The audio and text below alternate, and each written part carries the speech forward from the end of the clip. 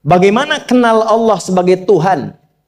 Ya, yang layak disembah, yang harus dipertuhankan. Kenalnya bagaimana? Mendekatnya bagaimana? Fa'budni, sembah saya supaya kamu kenal saya, dekat dengan saya, tahu saya. Bagaimana caranya? Wa aqimis shalah, tunaikan salat. Jadi kalau pengen dekat dengan Allah, terkoneksi kepada Allah, tersambung, punya sifat tawakal yang kuat, nih tingkatkan salatnya, tambah. Makanya tiap hari kita sholat 5 waktu itu untuk membangun konektivitas dengan Allah. Sebab kalau sudah dekat, aksesnya pun terbuka semua. Itu maksudnya. Anda dekat dengan pimpinan, akses di perusahaannya kan mudah untuk diakses. Ya kan?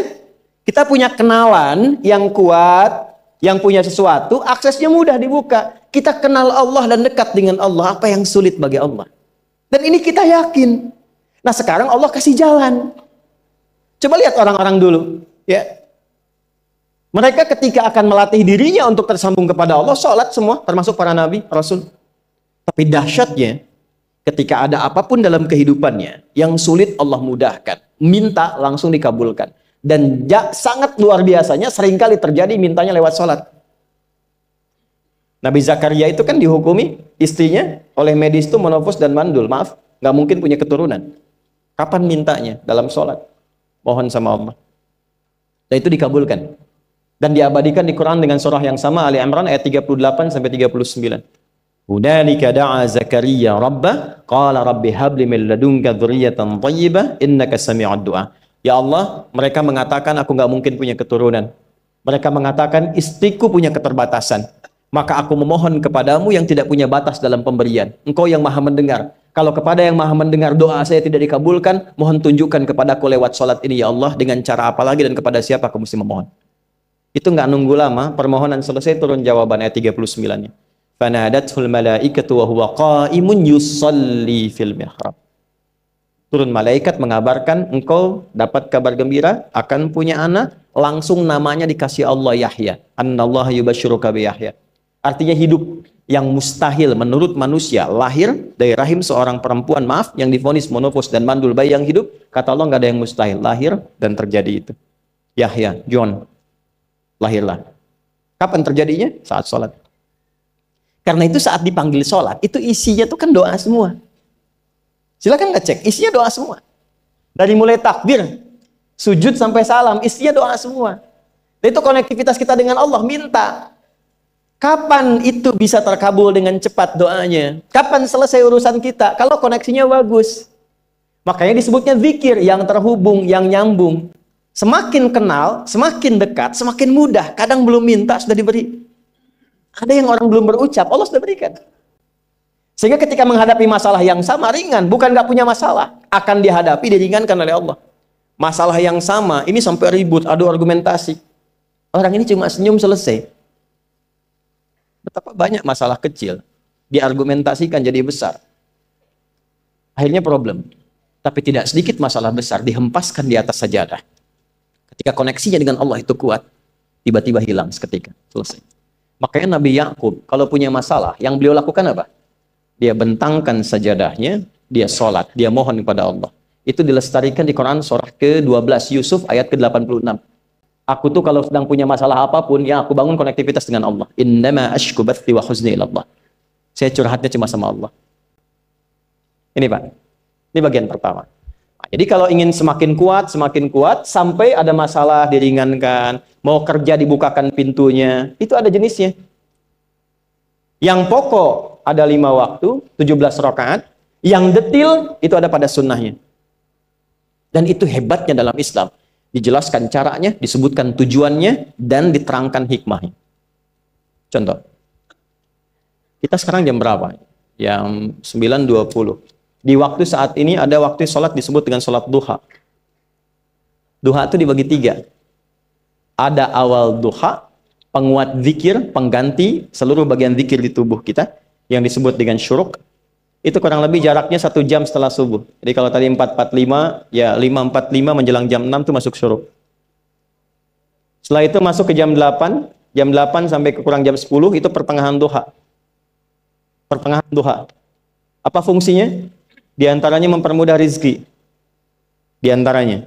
Bilangannya berapa? 2 sampai 4 rakaat bisa dikerjakan. Ya, dan harapannya apa? Bukan pada rizkinya.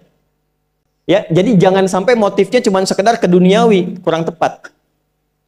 Kenalkan kepada Allah, nanti biarkan janji yang disampaikan oleh lisan Rasulullah itu terjadi.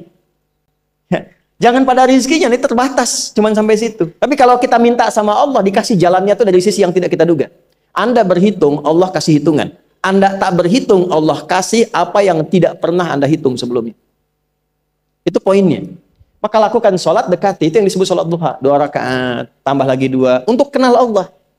Kalau sudah merasakan dekat, sudah nyaman, sudah enak, muncullah kemudian kesan dalam hati. Terserah Allah mau kasih berapa. Yang penting sudah enak, sudah damai. Di titik itulah kemudian Allah limpahkan dari apa yang nggak pernah kita duga sebelumnya. Tiba-tiba keluar, kok ada telepon, dapat proyek, dapat macam-macam. Tapi tujuan sholatnya bukan untuk proyeknya. Buat kenal Allah, ulul albab ini. Kalau cuma pengen lancar, baru serabutnya. Kalau cuma pengen lulus proyek, itu baru daging luarnya. Ulul albab itu kenal Allahnya, sehingga dia tahu akses intinya tuh itu. Itu poinnya. Dan gak mahal. Emang kalau sholat duha di Anur bayar, Pak? Pakai biaya. Baiknya luar biasa. Sudah? Satu. Kalau mau lagi misalnya, ini yang paling dahsyat nih. Dibimbing kita sampai ke posisi terbaik di apapun itu. Jadi ayah terbaik, ibu terbaik. Ya, jadi karyawan strategis, di militer terbaik. Terbaik tuh gini, di tempat terbaik yang memuliakan tuh makom namanya. Makanya kuburan sering disebut makam kan? Ya kan? Maksudnya apa? Maksudnya Anda selama hidup berkaryalah yang baik, ibadah yang benar, sehingga Anda wafat pun terhormat. Ya, kata makom itu pertama kali di Al-Baqarah ayat 125, makom Ibrahim. Ya. Ketika Allah sampaikan dalam Al-Qur'an, didapatkan di situ makom Ibrahim, wa idh ja'alnal baita matsabatan lin-nasi wa amna wattakhidhu min maqami Ibrahim. Makanya kalau kita tawaf, itu dari mulai Hajar Aswad kan sampingnya dekat sekitar 5 meter ada makom Ibrahim kan? Itu tapak kaki pertama beliau meninggikan pondasi Ka'bah dan di situ diabadikan kemuliaannya sampai beliau wafat. Dikenal sampai sekarang. Ya, setelah sekian abad. Jadi kalau kita ingin terhormat dan masih dikenang sampai kapanpun, itu makom namanya. Tapi ada cara yang lebih hebat. Anda di posisi itu, lawan pun mengakui memang Anda yang pantas ada di situ. Itu namanya makom mahmuda. Makom mahmuda. Siapa yang bikin urutan 100 tokoh paling berpengaruh di dunia? Siapa? Saya tanya, yang nulis siapa namanya? 100.000? 200.000? Dia mencari langsung di Google tuh. Lambat mas, waktu habis. Michael Chart. Dia yang nulis, maaf ya.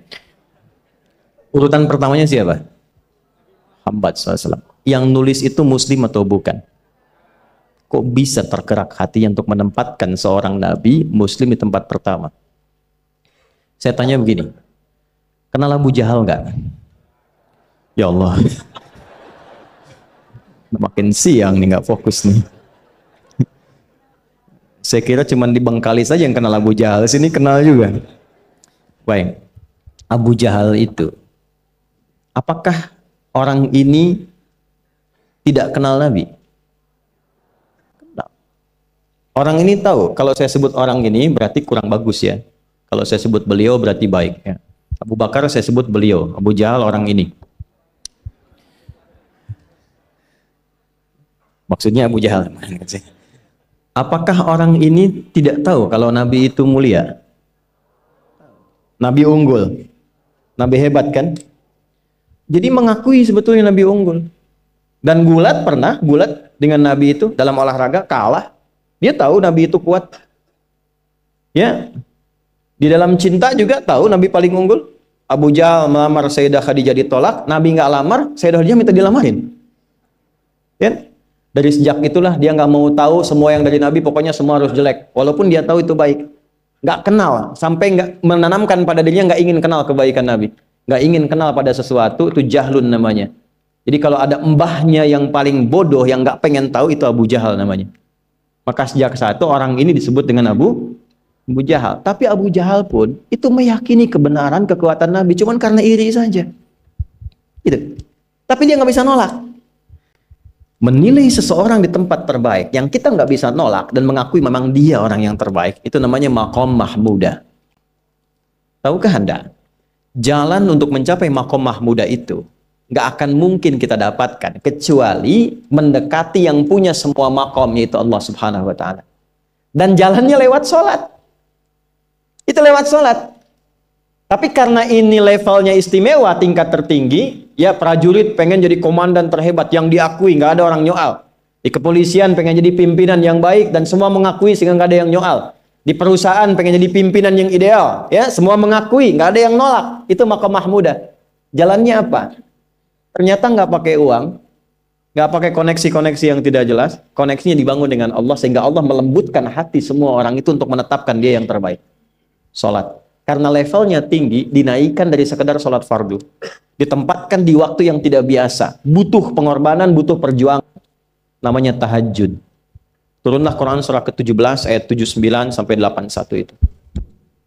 Quran surah 17 ayat 79 sampai 81. Ini poinnya.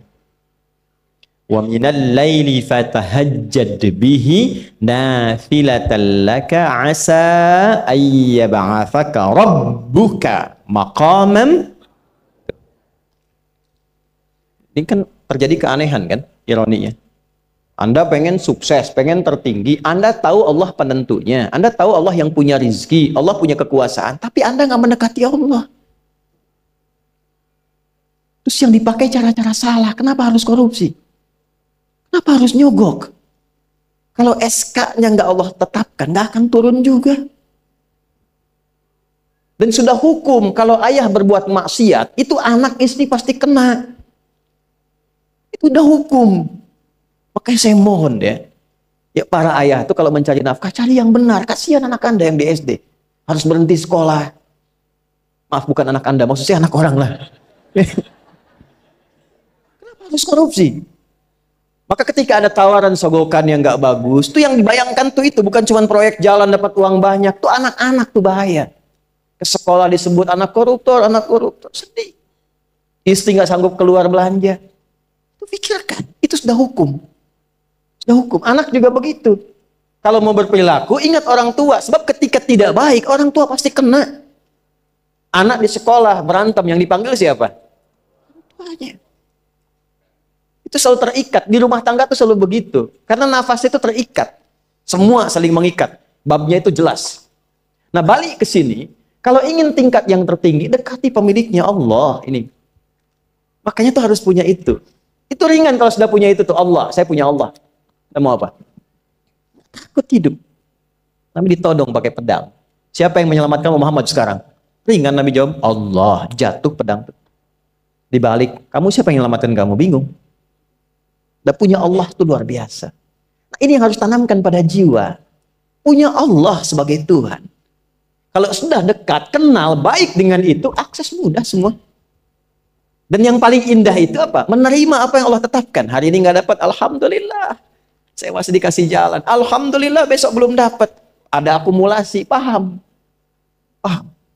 Nah, itu nggak mungkin bisa dapat rasa itu. Salah satunya, ikhtiarnya apa? Nih, tahajud. Dan hebatnya kenapa sholatnya disebut tahajud? Tidak disebut sholat hajat. Ada hajat, ada tahajud, beda. Hajatun, hajada, hajadun, ada tahajjada ya tahajjud, tahajud, beda. Tahajud asalnya dari kata hajada, begini, ha, jim, dal. Ditambah ta di depannya, lalu ada tasydid sebelum akhirnya. Nih. Ini akarnya 3 huruf, ha, jim, dal. Hajada itu asalnya bangun dari tidur malam.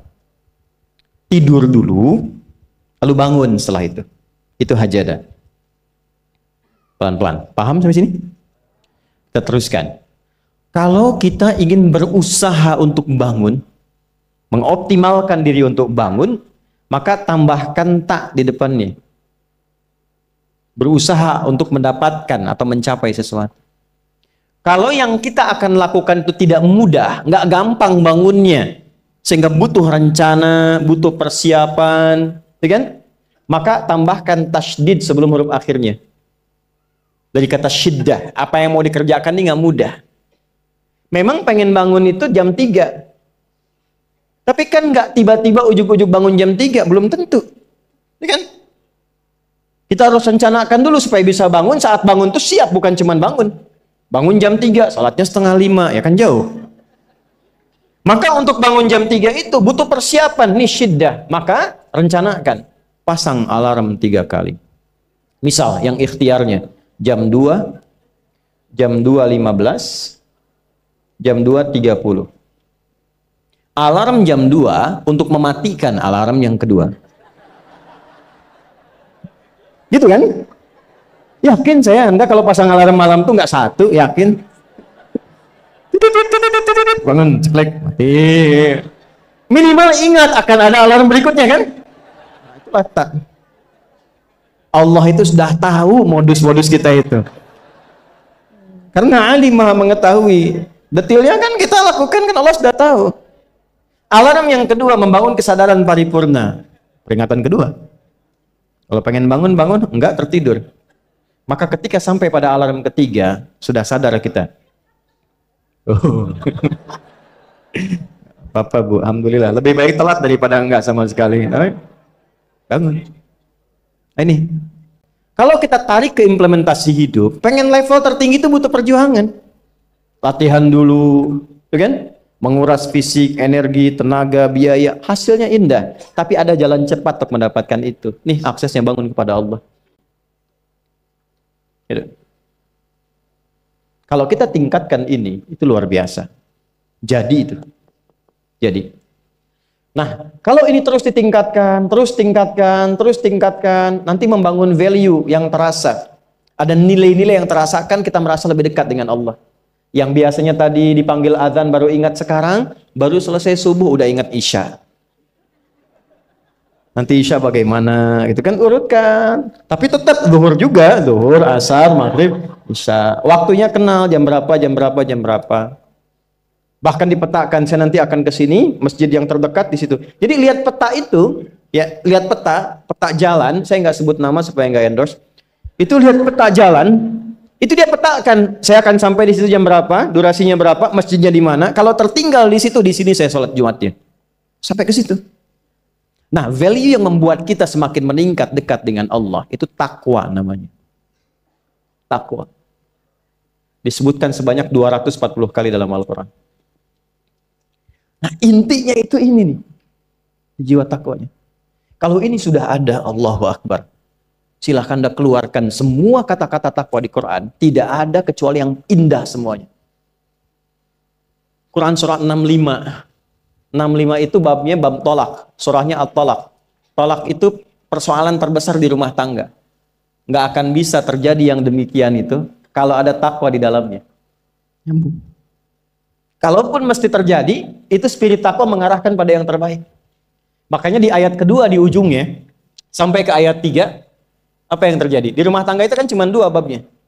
Satu masalah dari komunikasi, yang kedua materi.